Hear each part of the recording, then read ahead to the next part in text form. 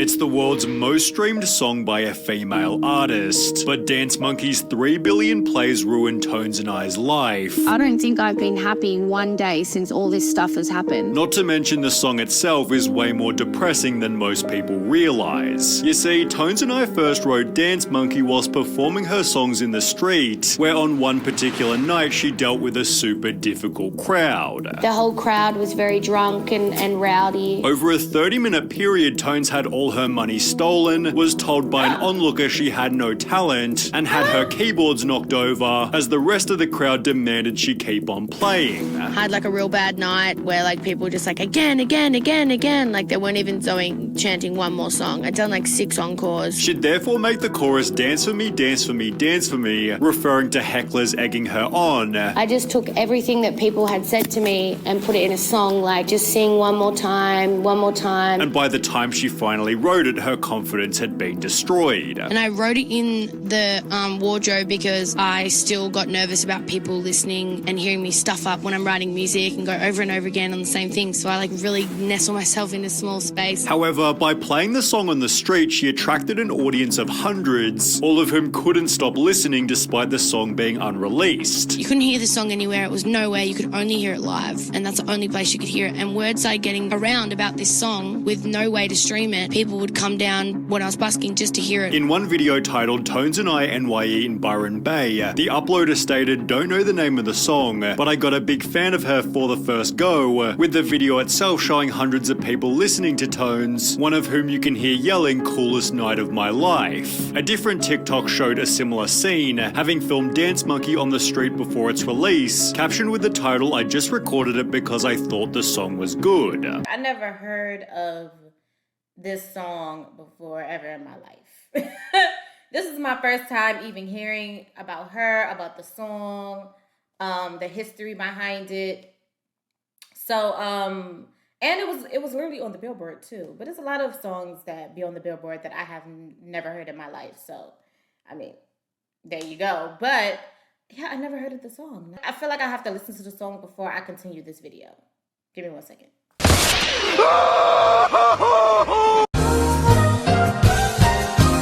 So I listened to the song and I see why it was on the Billboard on like what is that, Billboard 200, 100. It's a good song. It is a good song. It definitely sounds very sad, and it sounds like it has a deeper meaning than, you know, we knew about. But it's definitely a good song. Tones' manager stated by the end of the first song, at least 20 would stop by. By the end of the third, there was at least 50. And by the end of the set, 150 would be gathered. We were getting shut down by the police in a few weeks. The crowds were spilling onto the street and becoming dangerous, with her local fame causing other unrelated issues. Other buskers started getting angry at me. Some started a Facebook group and were like, "We're going to run Tones out of town," like for no reason. They just hated how big the crowds were getting. As a result, Tones took her act to a hostel where it became even bigger. Everyone just started coming to the hostel, and all of a sudden this hostel was at full capacity, 500 people. They couldn't let anyone in every single week just because people wanted to come, waited through the whole 2.5-hour talent show for this one song at the end, which was like the craziest thing. Everyone knew all the words. Describing that period as her happiest days ever. I always say that was easily the best time in my life. She'd achieved everything she ever wanted and still had no plans to release music publicly. Always obviously just wanted to be a busker. I never anticipated even releasing music. But having gained 14,000 followers from busking, Tones spent $800 to record and release Dance Monkey. As one of her first official songs, she had no expectations. I didn't even think I'd get played on radio in Australia. Although the outcome turned out to be the opposite. The success Tones found locally was repeated on the radio. Pretty much when I released it, we saw the same thing happen, but in a way bigger scale, that what had already been happening for 8 months on the street. Topping charts in Australia just 30 days after Dance Monkey's release. 2 weeks after hitting #1, Tones released the music video, which gained 1.6 million views in just over a month, leading to her first festival invite, which slightly exceeded expectations. Tones was scheduled as the first act on a terrible stage. I opened the whole festival, and usually there's about about 200 people at this stage. Although, as can be seen by the official festival video, she managed to attract a slightly larger audience. There was like 40,000 people. The video of me online at Splendor in the Grass with the red on is that. The set after me had like 500 people there. The music video hit 10 million views only 1 month later, celebrated with an Instagram post reading, "Old Town Road has been #1 on iTunes for 14 weeks. Until now, motherfuckers." 1 month after this, when the video was at 100 million views, wow. Tones made another post reading, "I have the #1 most streamed song on Spotify worldwide at the moment, and an Aussie artist has never done that before." And then it stayed on the top of Spotify for like a record-breaking amount of time. It bet all the Shazam records. Before becoming the highest streamed song ever by a female artist on Spotify. Tones and I had achieved what her biggest idols couldn't. Beyonce hasn't done that. Ariana Grande hasn't done that. Nicki Minaj and Taylor Swift, they've never done what that song has done. And while Tones maintained that she loved the song, this is where the problem started. And I love the song so much, people think I hate it. It just defines me, and I need that to stop. That one song that I wrote when I was on the street should not define the rest of my life. As mentioned, the song became so popular it was all that she was known for. If she played the song first at festivals, people would simply leave. Sometimes when I go overseas, I have to end on that song because if I do Dance Monkey second last, everyone's going to the other stage and I'm sitting here playing Flyway to my friends. But if she played the song at the end, people wouldn't stop demanding it. There was one festival I went and played, and in between every song, they were like, "Dance Monkey, dance," which is like kind of like crippling as an artist. Rolling Stone added to this by writing, "During her first festival appearance at New Zealand's Bay Dreams, a section of the crowd chanted Dance Monkey over and over, unwittingly feeding into the exact narrative the song was about." Y'all are just, people can be very, how can I say this? Very annoying. They probably don't even notice that they're doing it, but it's to the point where it's very like rude. Because of course this woman, she has probably other songs than Dance Monkey. Of course, Dance Monkey is the one that blew up and that gave her the success that she has. But if you really like Dance Monkey, why don't you go and listen to probably some of her other music that you probably would like as well? I know that's probably one of an artist's biggest fear, to only be defined by one song, and that's how you get the one-hit wonders, because they're only defined by one song. Like everything else just doesn't stick or nobody is interested. They're only interested in that one song that blew up, and it defines their whole character and it defines their whole career for real. And I believe that is an artist's biggest fear. This Dance Monkey thing is like a blessing and a curse. It's opened me up to so many more fans and to have so many people discover my music, but I don't want to be known for that until I die. It was one song I wrote, she says wearily. It's not even near my favorite song. It's not even in my top 3 or maybe not even top 5. And her view was likely tainted by the song's other problems. Tones explained her clothing style had come from a lack of confidence. Chubby, hat wearing, oversized tee. I felt comfortable in those baggy clothes.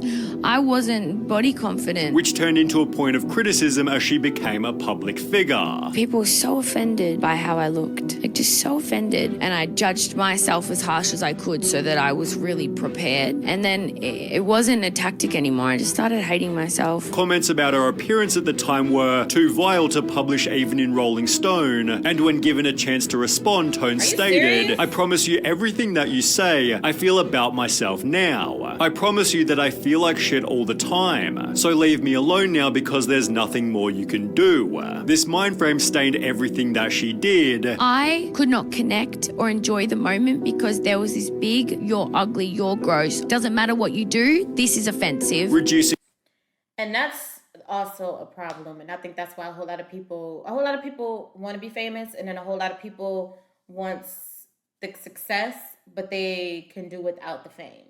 If you tell me to pick one, I will probably be the one that wants the success. And when I talk about success is like defined by whoever you're talking to. Like success to somebody else can be fame. If you talk to another person, success could be, wealth when it comes to like money or you're succeeding in your career or, having everything that you ever wanted, as far as your family is healthy and good, you are healthy and good, stuff like that, So success is definitely, it really depends on the person you're talking to. But me, I would be leaning towards my definition of success, which is doing something that I love to do, making a, great, wealthy living off of it, and my family is A1, good. That's my definition of success to me. The fame and everything like that, I don't really want. I don't really want it, But sometimes things that you love to do, like music or being an influencer or being a creator, sometimes if you are very good at what you do and it's your time to shine, you get the fame as well as everything else that you wanted. Offensive. Reducing her desire to be on social media. I really don't want to be out there in the world like that. Instead, posting text images such as, last time I checked, you didn't need to be pretty to write a good song, and it will be a cold day in hell when I join the club of women that have only gotten somewhere because of what they look like. Thanks. Tones repelled the haters with a genius coping strategy. Then I just turn my phone off and hang out with my friends and it's all fine. But for the hate toward the song itself, there was easily 10 times more. The worst thing about it is the vocals, the goddamn vocals. They're terrible. They are awful. The criticism began with her voice. I never ever once thought my voice was different or anything like that. Now the world is telling me that it's different. While others accused her of using effects to achieve a specific sound. Everyone seems to think your voice is super weird. A lot of people at the start thought that it was an edit. Articles such as this one had to clarify her voice was natural, although even then the song was building an army of haters. Dance Monkey by Tones and I is a terrible song. The song Dance Monkey is fucking atrocious. Dance Monkey is the worst song in history, and I will never forgive humanity for making it popular. Even Jenna Ortega slammed the song by adding, if anyone ever played that in my house, they're instantly being kicked out, while Tones' live performance on Australian radio achieved a pretty depressing record. I am the only Leica version in the history of Triple J Leica versions that have had to have the comments turned off. Was it hated simply because it was overplayed? People say, oh, I used to like the song, and then it got so overplayed. It's always on radio. I can't escape it. Whatever the reason, it was making Tones' life hell. I didn't like myself at all. I preempted hate. I would just see myself through the most hateful haters' eyes. In the process, Tones had to deal with a stalker. I got probably a message every 3 minutes, sent presents to people that know me, messaged my random friends that they've never met. This person lived overseas and left and went home and then said they're coming back for me and actually came back. Although surprisingly, Nicki Minaj might have been a bigger problem. You see, Dance Monkey had been topping the charts for almost half a year, at which point Nicki Minaj released a new song, telling her followers to do whatever you can to get it to #1. Well, rather than, listening to Nicki's song, her fans instead tore down Tones and I in a pretty lousy way. They put racist signs or swastikas everywhere over my stuff and then reposted it on Twitter, pushing Tones toward her breaking point. She described her haters to be beating me over and over again until I'm sitting here crying in my own home. No one even understands how bad it really is. Winning 4 arias failed to fix anything. No one could have ever prepared me for the whole world judging me and comparing you to other artists. Which was followed by a Facebook post reading, people always say, Tones, how does it feel? It must feel great. What are you feeling? You must be over the moon. It does, and I don't want to take anything away, but I have been hiding a black hole for a while now. With success comes judgment and opinions. This I was prepared for. It's normal, which is sickening, but the relentless bullying that follows every proud moment tears my mind in two. Tones was also frustrated by the media. And I felt dirty when people made shit up about me, and I felt gross, they could say anything and they did. To the extent that she was happy to see the song's popularity fading. Here comes the weekend with Blinding Lights. I'm good on ya, mate.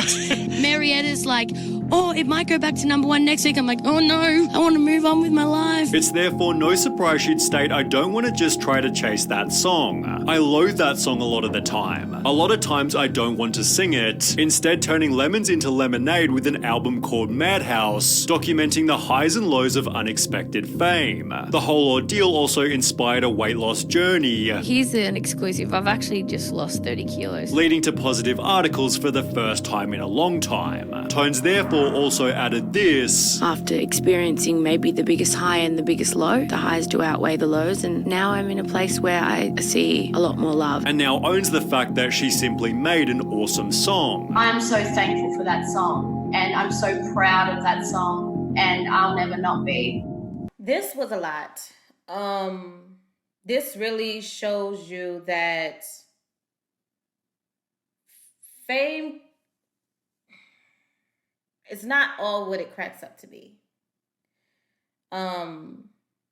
People really just want to do what they love to do. Like a real artist that love music and just love making it no matter what, they really just want to like do what they love to do for real. And to make money doing what they love to do. The fame and everything that comes with it, it's like it's good to get that community where they like that support system that loves your music, because of course you want people to listen to your music, like you want people to, you know, watch your videos. But the negative side of that is kind of like, sadly, comes with the territory of blowing up, especially if you blow up with a song that you never even thought would like blow up in the first place. You wasn't even prepared for the song to be as big as it was. And you get thrown out there, you already have issues with, you know, insecurity and, you know, mental issues with how you look and everything like that. And then you get thrown out to the public because your song just blew out of nowhere. And now you have not only people that love you and support you and what you're doing and love your song, but now you have trolls to be like, oh, here we go. We got another one. Let's tear this one down. You get what I'm saying? So you have to deal with both sides. Why people started tearing down and hating the song is because the radio do be playing the same, you know, 4 songs for years. The radio do be doing that, and people start like being like, okay, I really don't care for the song anymore. I don't like this. I used to like the song, but now it's getting on my nerves. I don't even want to hear it no more. I'm over it, because like the radio really do overplay songs. Like, I don't know why they do that, but they do. I'm just happy that she's doing great. I'm happy that she's still, I don't know if she's still making, I think she's still making music, but she put out an album, so she continued to make music. Artists usually still make music, they just probably don't put it out. But she still put it out, and she still shared her gift with the world. So I'm glad that she overcame that and didn't let the trolls win for real. Didn't let the negativity win, and really strive to, you know, be better. Also, guys, make sure you check out my latest video, which is going to be at the end of this video. So all you have to do is just click on it. Let me know, have you ever heard of this song before? When you heard it, did you like it? Did you really not care for it? What was your thoughts on the song when you first heard it, if you ever heard it? Or is this your first time hearing about her and the song? Leave your comments down below. But thank you guys so much for coming through. Make sure you guys like, share, and subscribe. And remember, don't worry about failure. You only have to be right once. Peace. Kinetics with the fucking plug.